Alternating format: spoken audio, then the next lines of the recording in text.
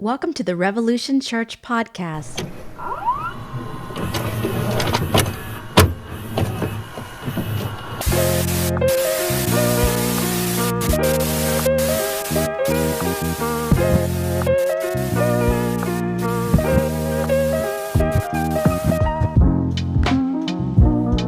Good morning, Roberta, and everyone else who's joining us. Zoe's here. Zoe is here. Can you hear my audio? Yes. Okay, I had the microphone like 10 feet away, so I realized it was sitting over there. Hey, Zoe. Zoe missed us. I missed you a lot, Zoe. I've missed seeing you around, chatting with you. Well, it is, we're in July We're in July. already. Mm-hmm. Holy smokes. Yeah. It's been kind of a chilly July. Chilly July. Brisk. It was really, but we had that heat wave at the beginning. Mm-hmm. Yeah. I had to borrow an air conditioning from my ex to a window unit. Yeah, I have a window unit that's just a fan. It doesn't produce cold air, but it's just a fan. So sometimes it's not even really worth it, to be honest. It's crazy how like we've all been talking about global warming and all of a sudden now it's like, it's here! Congratulations, you did it! We were right, but this really sucks. No one cares. Mm-hmm. Guest speaker last week, Josh. How was that? Yeah, it was good with Josh. Yeah, you guys did the... Yeah, I'll say for people listening, I didn't realize until I was going back editing that at the very beginning of Afterglow, I had Josh, him and my call muted. Oh. So there was a part where I was speaking over Josh. I apologize, that wasn't me trying to like assert dominance over Josh or something, but it kind of sounded like when I was listening back, I was like, oh no! But I just had him muted on accident. The old mute trick. Yeah. Well, good to be back here and lots of good stuff happening. It's crazy because it's like with COVID, things have been opening up, but like, you know, LA just went back to mandatory masks and I don't know if we're going to or not. I don't know. I haven't really followed local news Wouldn't be surprised. all LA that does much. But yeah, I got a new parenting schedule. So I just dropped the kids off with their mom for a couple hours today, and then I go pick them up right after service.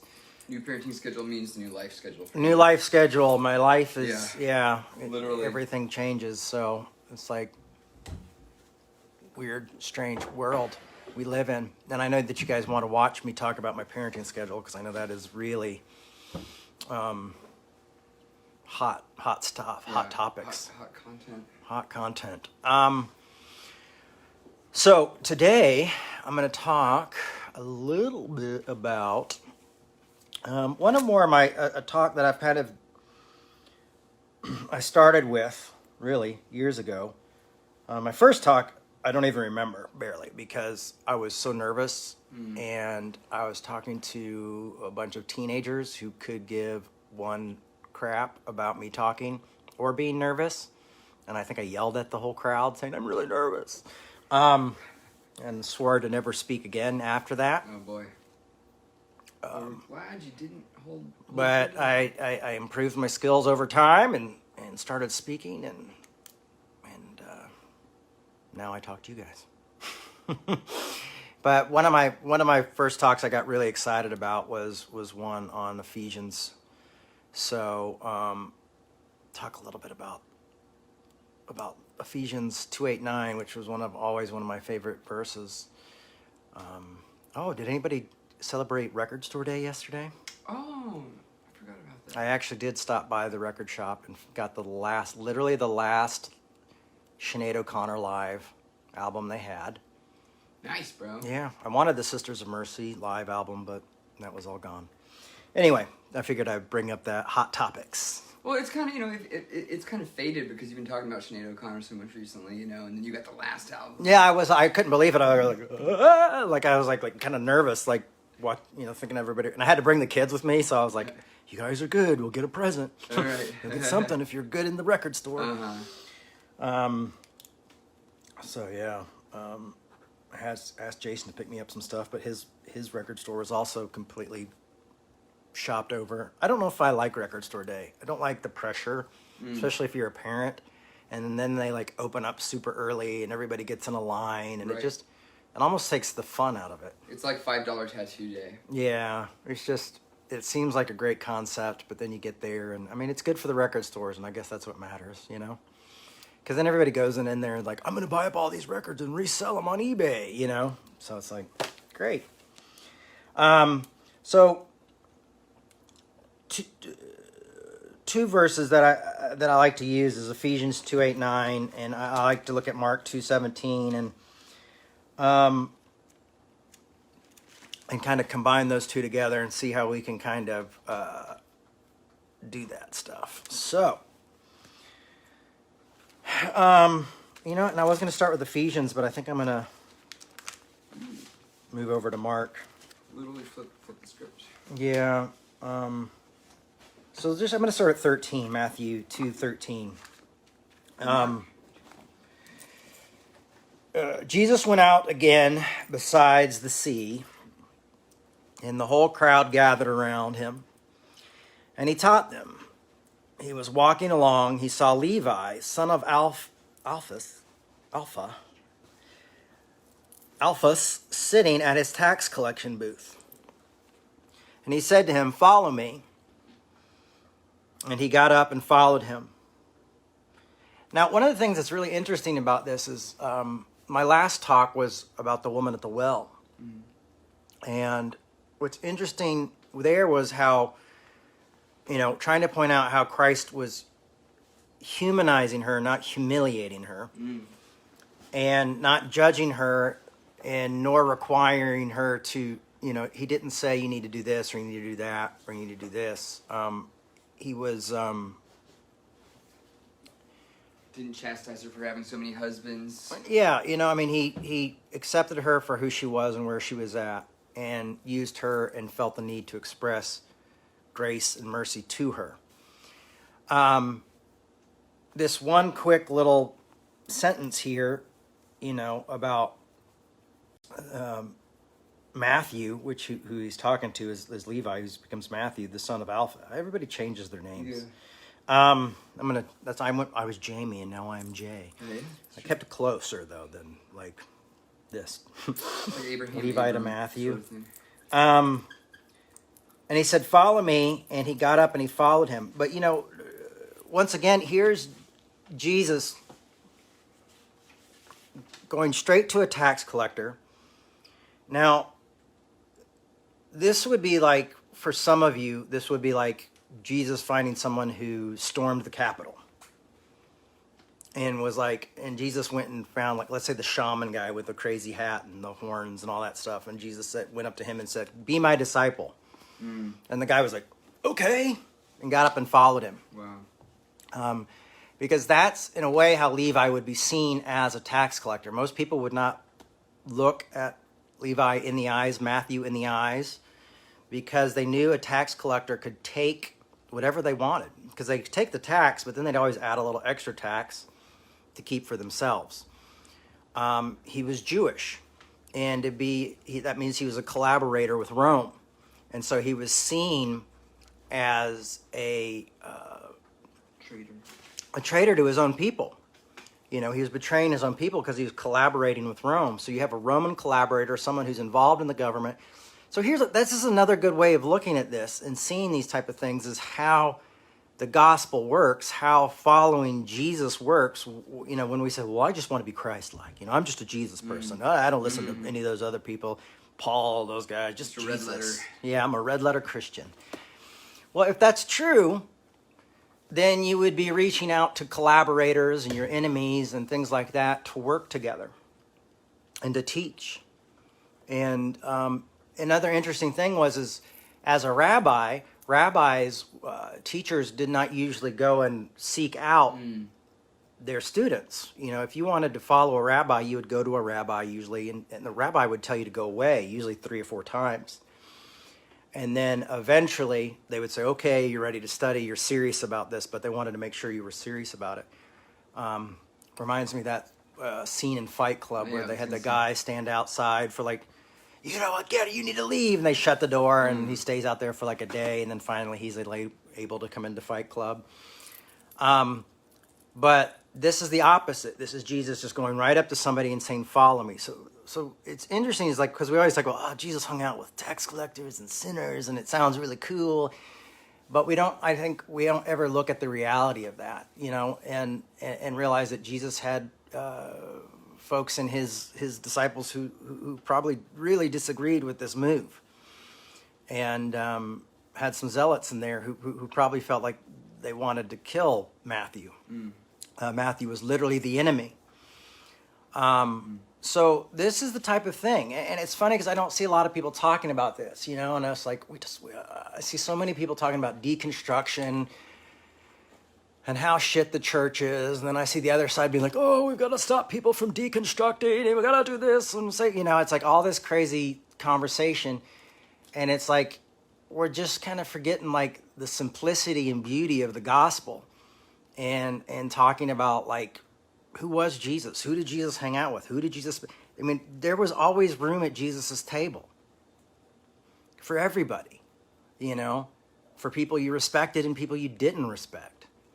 And so this is what you see is Jesus is doing that. So Jesus reaches out to Matthew and makes him one of his disciples, and Matthew's literally in the midst of doing his collaboration with the government.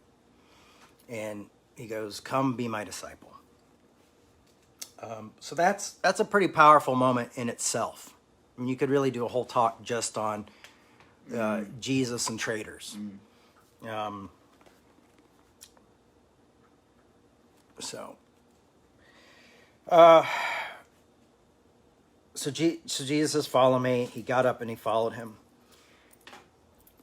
And as he sat at dinner in Levi's house, so I mean, this is like not, I mean, I love this. It's like, it just goes further. It was like, come be my disciple. And let's go to your house for dinner, And for a rabbi to sit down and have dinner with people in that setting would be that he was stating a life covenant with them. So here you really have is like, you've got like Jesus at Matthew's house, not just saying, follow me, but he's made it clear, like, this is someone I'm in covenant with, and so are all the people that I'm sitting with. And so he sits at dinner, and it says Levi's house. Many tax collectors, so some of Levi's friends, who are also seen as collaborators, were there as well. I mean, Jesus really did not give a damn about reputation. And that's pretty interesting. For somebody who's going around claiming to be the Son of God, to not care what other people think about them or who they're associated with or guilt by association or anything like that. Not trying to be like, I mean, Jesus' politics just does. We all try to claim Jesus as our political friend, but Jesus' politics are just almost null. He just like, nope, these people are here, these people are here, these people are here. When he gets pissed is in the church, and with Pharisees, but that has to do more with organization. But he seems to be concerned with the church, and the church becoming a safer place. But as far as other people's political views, he's like, oh no, I'll use you, I'll use you, I'll use you. Oh, you guys hate each other? Yep, well, why don't you guys just come and work with me together? We'll figure that shit out later. This is what Jesus is constantly doing. So, all this like bickering that we spend so much time on, focusing on these things that seem so major to us and seem like such like the end of the world feelings, these folks are saying there's something beyond that. And what is beyond that is the recognizing each other's humanity. And I don't think we'll ever grasp that concept, but we're all human. We're all the same. We all have desires. We all fall short. We all live life. We all, we might have different, like, I don't like the capitalist system, so I don't have to follow it. But that doesn't mean I don't have the same desires as someone who's like one of those millionaires who's flying to space. I mean, I don't want to fly to freaking space. But you know what I mean? Like, they get hungry, they get tired, they they get horny, they get this, you know what I mean? They get all these, they're human beings, they live their lives. And we have that humanity in common. And, so for some of Jesus' disciples, like, I would never be a tax collector. I would die before I would be a tax collector, Jesus is going, okay, I'm not asking you to. I'm actually asking this guy to quit tax collecting and come work for me. We're going to do it all this. We're going to do this together, you know? So Jesus is there, Levi's house. Many tax collectors and sinners, oh my goodness, were also sitting with Jesus and his disciples, for there were many who followed him. So Jesus hung out with the bad crowd. It still gets me that the way I was raised in church was always told not to hang out with certain people and to avoid certain people and not hang out with the wrong crowd. You know, and what even boggles my mind more now is that now I've gone the further way, and now even people who in my other side tell me not to hang out with certain people or associate with certain people, and I'm like, like I can't. Oh, I'm sorry. That's why I like Bob Dylan. Like I remember when Bob Dylan did that Victoria's Secrets commercial, and I think he did a Cadillac commercial, and everybody was like, "What?" And he's like, "Oh, I'm sorry. Was I not supposed to do that?" Nobody, I didn't realize I had to follow certain rules, Or I remember one of the Ramones was driving a Cadillac and someone was like, "That's not punk rock." Yeah. And one Ramone guy was like, "I am punk rock. I decide what is punk rock. Now it's punk rock to drive a Cadillac, And, so Jesus is showing us like this is just like being worried about your reputation, being worried about your Twitter followers or your Facebook reputation is not anything that's really important. Right. When it comes to humanizing people and having intimate relationships with human beings, and I think we forget that how important the relationship can be with other people.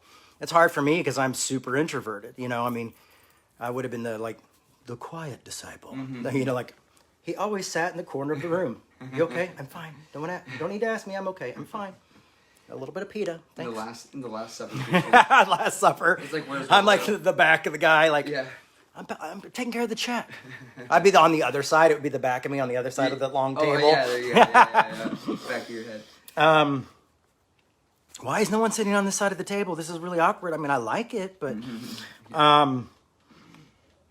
But when some of the scribes of the Pharisees saw that he was eating with sinners and tax collectors, they said to his disciples, "Why does he eat with tax collectors and sinners?" So obviously this wasn't something where Jesus was like, we're going to keep this on the down low, I mean, if you think about it,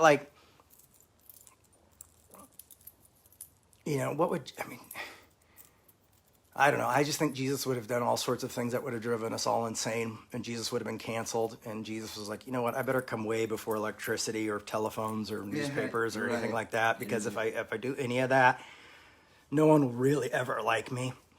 So I'll do it this way. It's just these subtleties we forget. Like we talk about the Sermon on the Mount, and healing the lepers and working with the poor, but we don't often pay attention to the subtle things of just Jesus showing humanity to other people. Amen.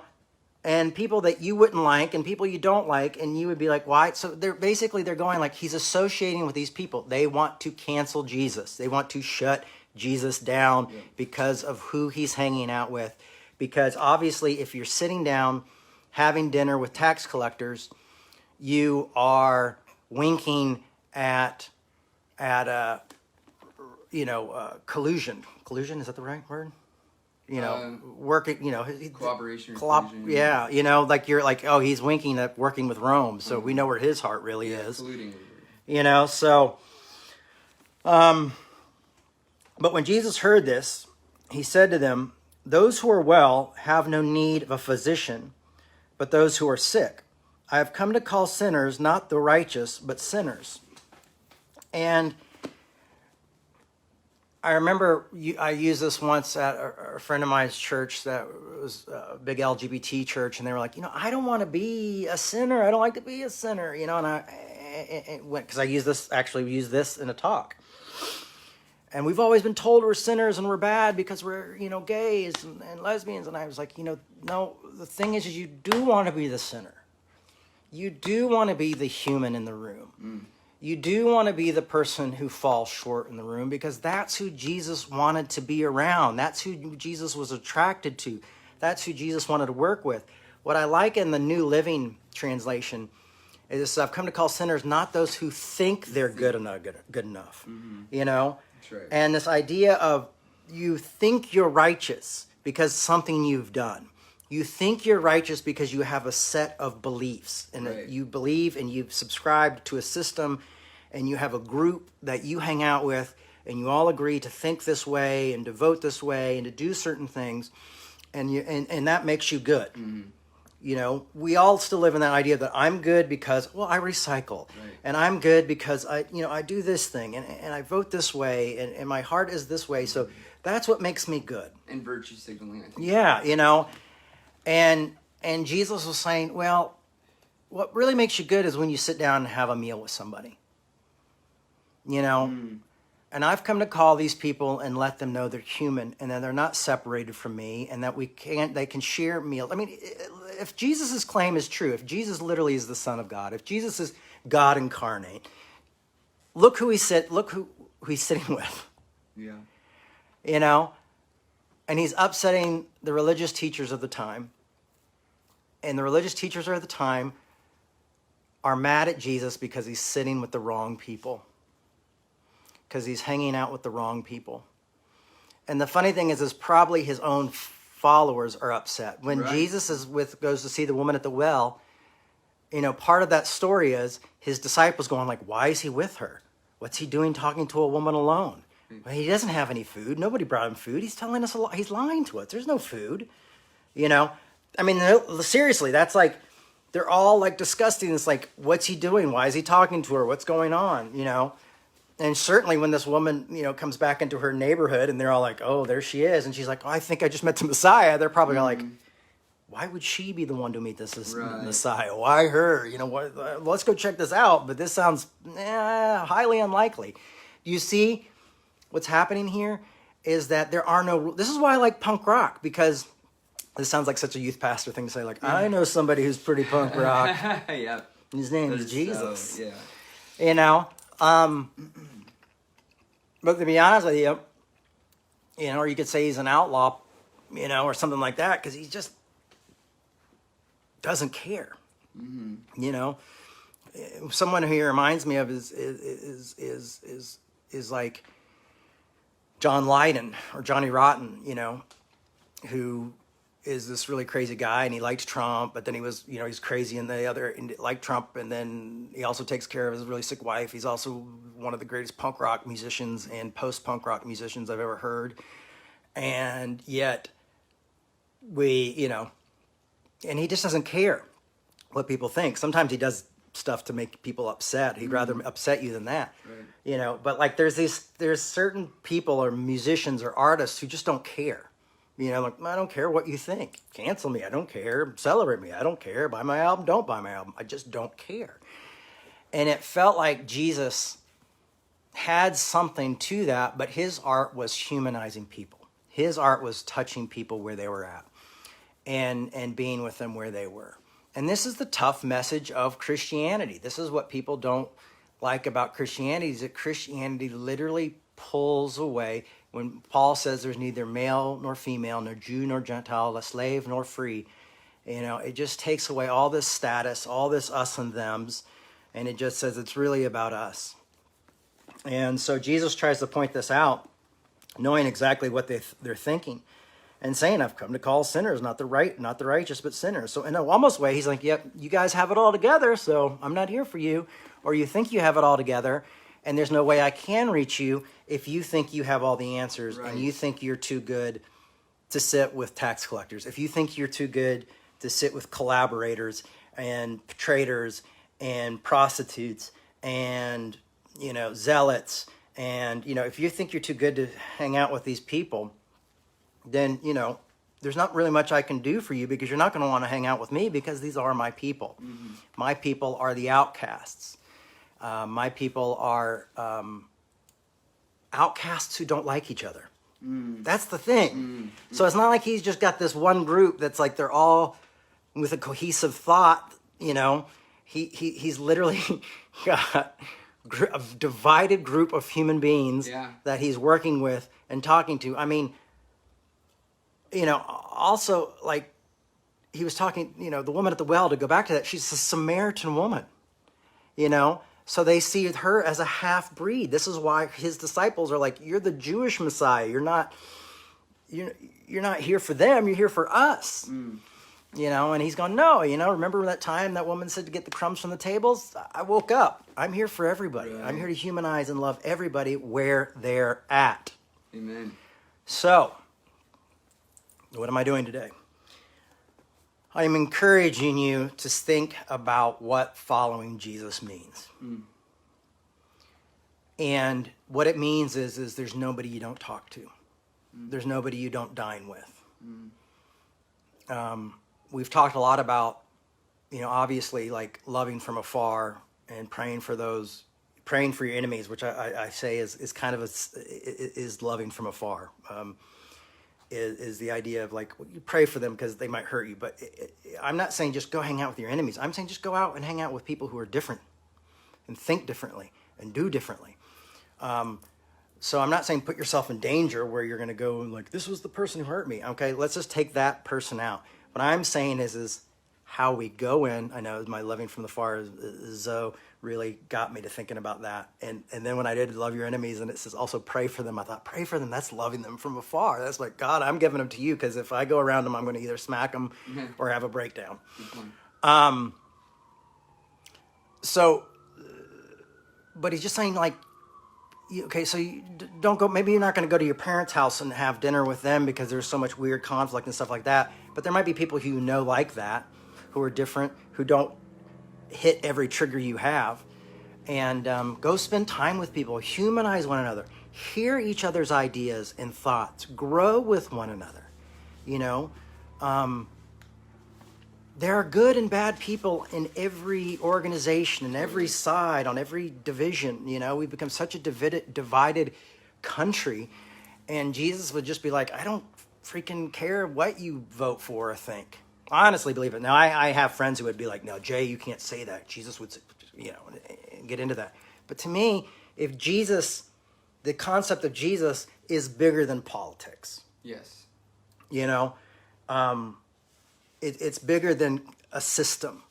It's bigger than capitalism. After those systems die, after those systems go away, after those systems fail, to me, Jesus, the idea of Jesus and following Christianity is still there.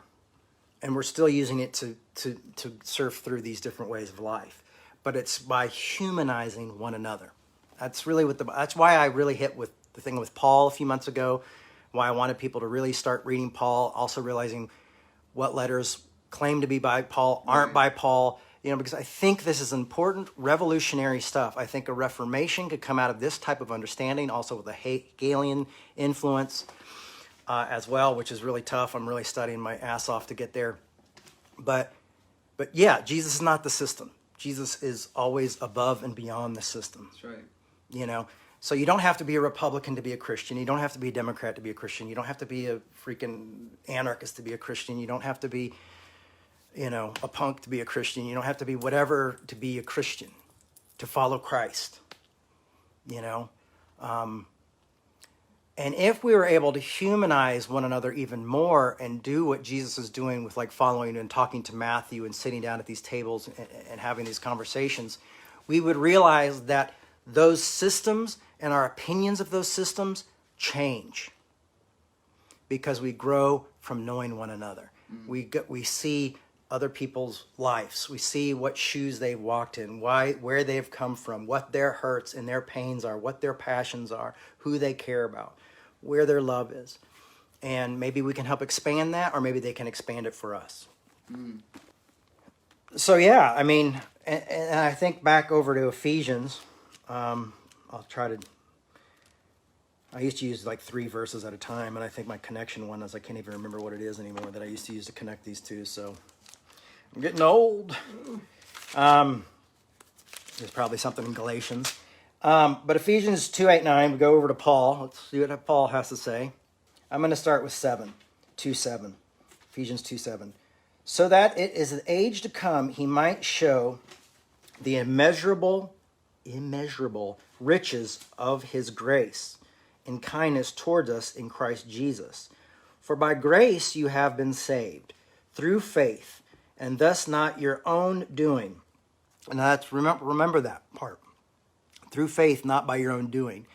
And even for those of us who've grown up in this faith of Christianity, we somehow have been sold the idea that faith is our own doing. Now, I'm not going to go and say we were predetermined or anything like that, but I think that causes us to take another step back and go, like, what is faith?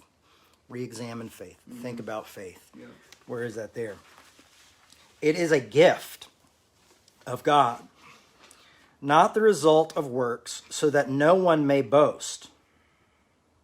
For we are what he has made us, created Christ Jesus for good works, which God prepared beforehand to be our way of life. But this idea is that there's no way to boast. And what do you think is that we've created a system where we go on these apps that are run by billionaires and we boast. And we might not boast particularly just about ourselves, but we also boast about things like, oh, look at this article I'm reading. Oh, yeah. You know, oh, look at this book I'm reading. Yeah. Oh, have you listened to this song I've listened to? I really like this band. And we kind of show who we are and put out this best picture of who we are. Right. Even if it's like, we know, like, well, I need everybody to know I'm a little screwed up, so I'm going to talk about my therapy in this. And but we still put this ideal version of ourselves, that's right, forward. We're not talking about like, oh, I've been really constipated all day. You know what I mean? Maybe some people are, but, anybody got any good ideas for how, I can be regular again? That's not our biggest thing, and, I'm not putting on pictures of like laxatives on Instagram. Point is we all shit, it's just, that's the reality of life, Jesus shit. So we all deal with that. But this idea is that no one may boast, that grace isn't about us, that grace isn't about what system we have subscribed to. Mm-hmm. It's about humanizing one another. And this idea of grace is when we accept we're accepted as we are, is really when we can only change. And I like that. It's like the idea is just as soon as you're like, okay, this is me, then you can change. Right. Rather than, I got to work on it. When you got to work on it, usually you just kind of hit walls, you do these things. But once you start to go like, it's not about me, we can change. And what we can do is help others realize that, so true. And live in that grace. And we can also have grace for those who sit around and brag all day about how good they are or how wonderful they are and all things like that, and maybe pull a little Jesus and start hanging out with Levi's and Matthews and, and people like that, so they can be like, maybe he's different, Zacchaeus, yeah, we met a man in the tree. Those folks and maybe helping those folks who feel that they have to have this wall or this, these boundaries of who they'll spend time with. Maybe we can lead by example and say, well, we don't have these same I don't have these boundaries, and I'm still living. And that's what I want to do for folks like you guys is just be like, who gives a damn, And for me, I think concepts of Jesus and Jesus' life and the concepts of like punk rock and artists and musicians and things like that who've allowed me to see this type of life where you just live, and philosophers, people like Pete Rollins, he doesn't care who or what your political system is. He just wants to have a good conversation. He just wants to think well and think, and encourage you to think well. Yeah. And so for me, that's the same thing as I hope we can show that here more. I hope once we start having in-person meetings, we'll have such a diverse group like we do here online, where we have people who are all different parties and different thinkings and thoughts and associations. But I hope we can kind of take that need to please others away. That grace can move into that. I think we have to get to a point where grace becomes beyond just being like, I'm accepted by God. It's just, I am accepted, and like, I don't need other people's opinions. Everybody's got an opinion, and that's just going to happen. And what does that really do to me? If it's not true, they can cancel you sometimes if people say things that are not true about you. But even to that point, it's out of your hands. All you can do is help humanize others and humanize yourself and be a human and show grace to each other. And I think that's to me, what I keep coming back to is having this, even through conflict, is the idea of even having conflict with someone is seeing their humanity. It's actually seeing the hardest parts of humanity when we have to deal with conflict with one another. And in some ways it can bring us closer, and it can also bring us apart. But conflict shows the nitty gritty of the human world, of what we all deal with, and how we all have suffer, and we all have pain, and we all hurt each other. And how do we have grace to live in that, and to speak the truth to each other out of love as well, especially when people, bastardize that and be like, I'm just telling you because I love you that I don't want you to be gay. It's like, I'm not saying you become a legalistic bastard and call it love. What I'm saying is you figure out what love really is and the grace that we talk about, and you really are able to show that type of love to others, and to yourself, because that's the hardest part. Yes, it is. I'm way more of a critic to myself than I am to other people.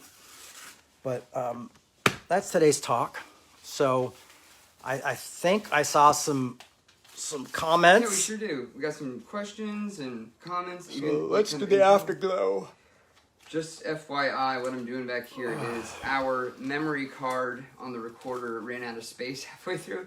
So half of this talk I'll pull from the audio of the online. So there'll be a little bit of a quality change in the audio halfway through. But anyways, so first kind of direct question for you, Jay, comes from our dear old friend, Steve Peters. Steve asks, what about really rich people who seem to have everything? Shouldn't we go sit with them too? Personally, I find that challenging. Yeah, I think we should, if we can. If we can. Unfortunately, so many times very wealthy people are guarded and protected. But if we can, I think we should. And I think those are the type of people who can support Reformation. They can make Reformation happen. It's like I know space seems really cool, but I have some ideas about humanity and how we can humanize one another. You want to get behind that and see how we can live here on Earth. So, yeah, I think it's definitely. I don't think I've gotten a chance to speak with people like Jessica Chastain, and she spoke with me for an hour, and we just were two human beings brought together through my family's story, and it was great. The first reaction was, I'm talking to a movie star, but then the next thing was, I'm just talking to a person. Yeah. And that's how you do it. That's how you end up, so I think that's vital, important. I think we should do that. I think we should be talking to politicians. I don't think we should be angry if we see people talking to politicians we don't like, Yeah, sure. And then, canceling them for that. Yeah, mm-hmm. And even kind of making presumptions about other aspects of them. Yeah. If they are X party, or if they affiliate with X political party, then they also must this, and that. I've had, I know personally, I've had, when friends or, newer friends or friends I haven't seen in a while find out that I've gotten back into church and gotten back into Christianity, because I had a time of seeking there for a while. They find out, oh, you're a Christian now. They'll say, oh, so you hate gay people? And I'm like, well, no, actually I'm queer. But, there's a lot of assumptions that come with labels like that, including rich people. And then Kate responded to Pete's question herself and said, I also find that challenging. But from my experience, I find they often might be rich in money and belongings, but after spending time with them and getting to really know them, they are so poor in so many other ways. Yeah. I was, as a child, my parents were very wealthy, but they were still human and still suffering and still going through a hard time, still struggling with their marriage, still dealing with all the same things. They just had a lot more stuff and more people to help with the mundane stuff, Yeah. Which just creates more problems. You're like, well, I don't have to clean my house anymore, but I have to deal with this, and yeah, it is tough. But like people like Pete Rollins, he had some people support him to come to America, who were very wealthy, and I'm grateful for those folks, because that's why I have my best friend, is because some wealthy people believed in what he did and believed in his work and said, we want to help Right. promote your work. So how cool is that? So it's like, it's just part of the, we all play different parts of the body and different parts of the system, and how can we work together in that system to better that system? And, we could use a couple millionaires to come down and hang out with us, and support our work. It would be great. But, I don't expect that. We'll treat you just like anybody else. So Yeah. I don't want to make this into a whole tangent, but I wonder sometimes if we are the best judge of what part of the body we are, of what role we fill, or if others around us, reflect that back to us more effectively. Yeah. Well, I think our words, I think what we say and how we do it, I think people really focus a lot on action. They're like, I don't want to hear your words. I want to see your actions. Sure. But I've been studying a lot about the unconscious lately. And really, we say a lot, even by lies or what we think we're saying, or by our defense mechanisms, or how we say certain things. Our words say so much about who we are as well. So Absolutely. I think it's just, we always want to sum it up like, just show me your works, Right. No, I'll listen to your words, Are you defensive? Are you this? Are you projecting? Are you, and we look at things like that as well. It's like, are you speaking out of your pain? Are you speaking out of love? Totally. Yeah. We all have to live with an unconscious as well. So Absolutely. That's the type of thing is it's like, reading between the lines. Yeah. I do recommend anybody read Freud. He was a great writer, and he's easy to read. But seeing these concepts, it's just not everything is these black or white answers. Like, we even want both sides want black and white answers. It makes me kind of crazy. That's right. Steve chimed back. It's so funny. I see Steve's picture, and he's in a suit, and I'm just not used to seeing him in a suit. Huh? He's looking pretty handsome there. I was like, who is this new person? And why do they keep saying Steve's name? Dashing Sir Steve Peters. Yeah. The rich people. So Steve chimed back in here and said, but doesn't Jesus say rich people need to leave all that behind? It's more difficult for rich people to enter into heaven than, the eye of the needle. The eye of the needle. Yeah. Does that mean they need to adjust to where they're not rich, therefore they can enter heaven, or they adjust their attitude to, is it the rich mindset, or is it the rich possessions? Well, I think one of the things, I'm going to take a really weird look at this. I'm going to come in from a weird area Let's do it. on this. Is sometimes when you have money, you don't think you need anything. Mm-hmm. And you also probably not only ignore others' suffering, but you ignore your own suffering, because you think, well, I have everything that I'm supposed to have. What the capitalist system tells me is that I'm a winner, that I'm complete, and that I'm whole. American dream. And so what happens is, and I've done this, by my blood, sweat, and tears, and what happens is you think you filled the lack.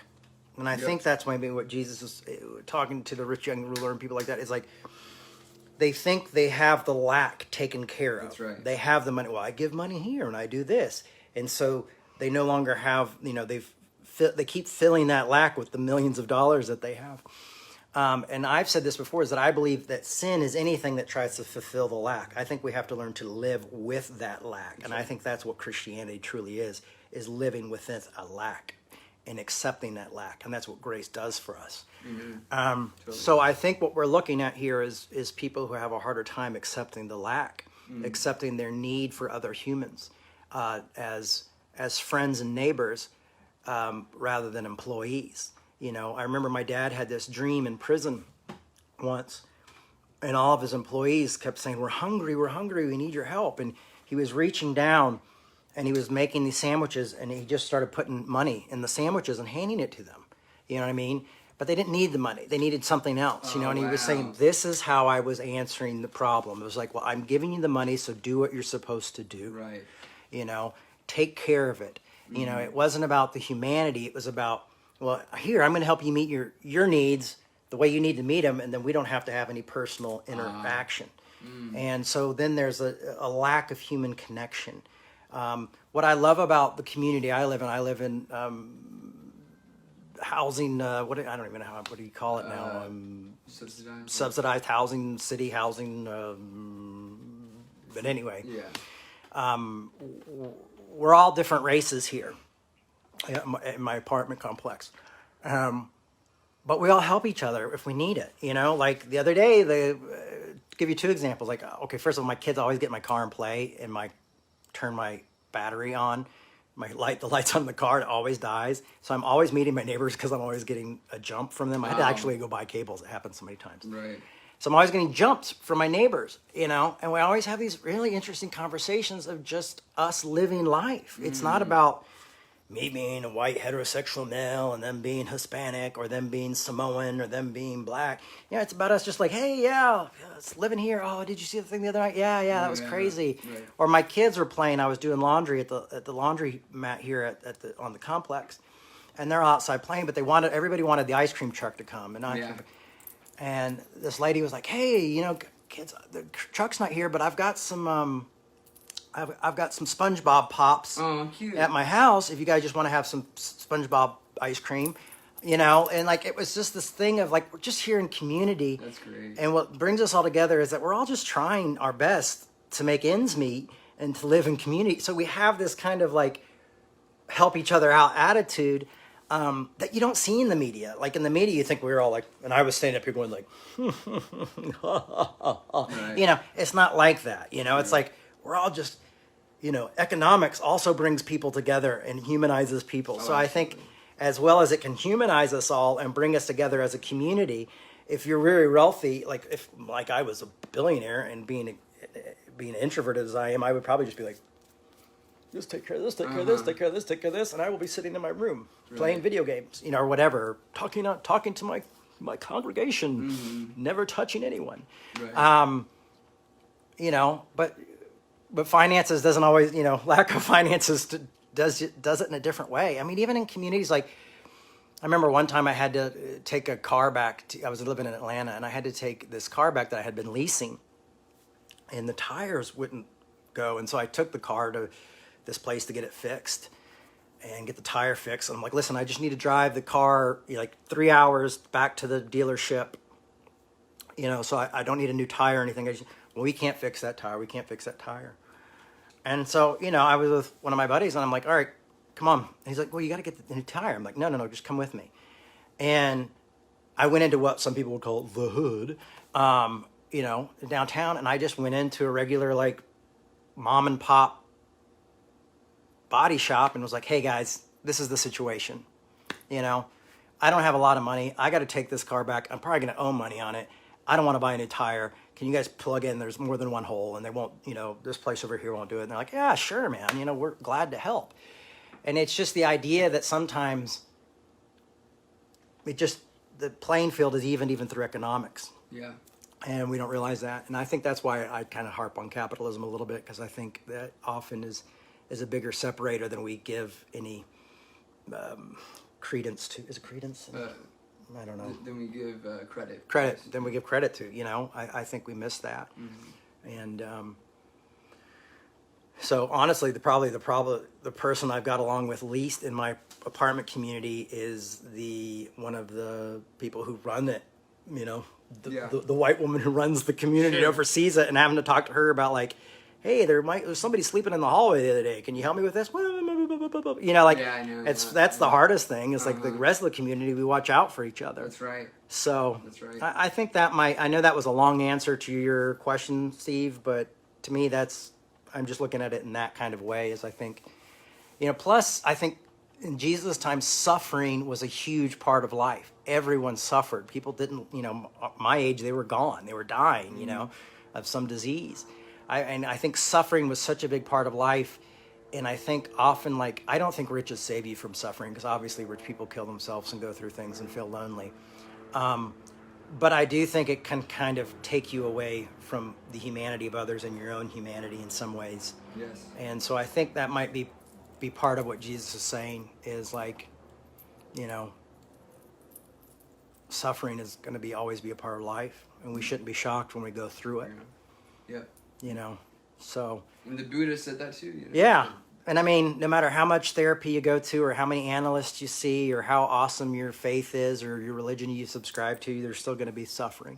You know, there's still going to be, you know, that's all part of it. And got to kind of learn to live with that. Yeah. You can sit, there's an old Buddhist example, just, you know, you can sit in a chair and say, oh, I am comfortable here.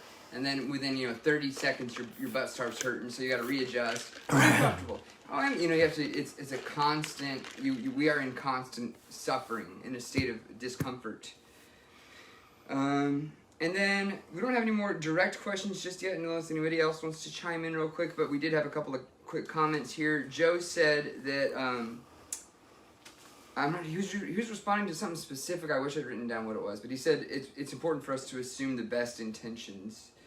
I mean, I think that's not an awful thing to do. Yeah. I mean, I think we're in a world where we always expect that there's some sort of collaboration and that people are working together and to deceive us and to hurt us. And, yes. Ulterior motives. Ulterior motives, and because we've seen a lot of it. I mean, we see a lot. I mean, look at all the monopolies we have in our country right now. Yeah. And how workers are being treated and stuff like that, and it shows you how. What a fine line these people operate on, Absolutely. And there's another thing is like Bezos or Jeff Bezos, how do you say his name? Bezos. Could you're like, well, he could afford to pay people more, but if he gave everybody a little bit of a raise, it would affect his because he works on this fine line of like. And it's just weird how there's this line between like really wealthy and then like, Yeah. And so he, and that's where the humanity starts to go out because it's like, I want to be this, so this other people's humanity is going to have to suffer so we can be this, and that's where we start to distort things, That's right. I put up a thing the other day where it's like this guy has to choose between pushing two buttons and it's like end world hunger or go to space, and he's like sweating, trying to figure out which button to push. So you can see what, like the three richest guys in the world right now are all going freaking flying space. airplanes to space. Yeah. I mean, like, who gives a damn? Yeah. Right. Is that the new trolley problem? Is the push the space button or the yeah, that's it. End hunger or go to space. The last comment that we have is from Greg. He just said he really loves your point that Jesus is not a system. Yeah. So I think that we can kind of extrapolate from that Christianity ideally is not a system. But we have turned Christianity into a system. Yes, right. And right now it's really two big systems. There's the left Christianity and right Christianity, and really we should not be involved with either one of those systems. We should be moving through those systems. That's right. You don't get as many as speaking engagements. You don't get many as book deals. You don't get invited on as many podcasts when you walk that fine line. Right. What's great is you get to kind of equally love everybody, but you also get to equally criticize everybody, and I love that. Yeah. That's right. So I get to go, I don't know about that. I think the South Park guys are really good at that. Yeah, no, those guys are awesome at Yeah. that. They just, you're like, you think you have them figured out, and then the next episode you're like, wait, but I thought you said you were in this team. Yeah, so Yeah. I think that's about there it should be for- more of us to do that. Well, thanks everybody. Hey, listen, if you like what you're hearing, we're soon going to be looking for a location, which means we're going to have rent. Also, this guy is not being paid yet. That's what we need finances for. We need finances to. I'm making a living. Sometimes I make my full pay, and sometimes I don't. But the idea is, right now, that's where we're at. We're bare bones. So we'd love to see Caleb have a little bit more money. We would love to also be able to pay rent on a new location. We're not going to build anything or make a building. If there's a millionaire out there who wants to buy us a building, great. Superdome or whatever you guys have here. Can I say something real quick, Jay? What? Can I say something really quickly? Yeah. I just want to say thank you to everyone who's been helping me out recently. I had a GoFundMe, recently that people really pitched in on. It was the majority of which were people from this congregation. So thank you all so much from the bottom of my heart. And that hopefully we could roll that into something to where I was getting, you wouldn't be donating as much, obviously, but if we had a little bit more tithing, then I could be on staff and I'd be able to devote more time and produce more content and make it more polished. And I think you would see a big difference if I could just devote all of my time to. And that's one of the things is like it's kind of like people want it to look glossy and good and then support it. You know what I mean? So it's kind of always hard because we're like, oh, we had to buy these lights and we had to do this camera and we have to do that. You know what I mean? Yeah. My main thing was the thanking. No, I hear you. But what I'm trying to say is to the folks here is like, but when you do support us, it can look better. We can do more. Good point. You know, we can. You know, we're going to be filming from a live audience, which is going to be a completely different thing. You know, and we might need more than one camera. You know, especially with the discussions that we have. Yeah. And with Afterglow. Yeah. So you know, things are going to change and get different, and we're going to need support. And then you know what we can start doing, like when we meet.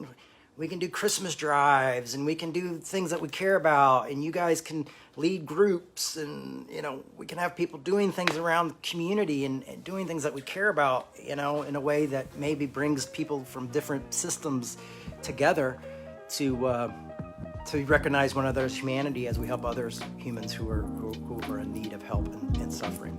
So thanks a lot, everybody. Love you very much. Appreciate you, and keep showing each other grace, and don't give a damn what anybody else thinks. You know, just be you. You're good enough, just the way you are. Bye.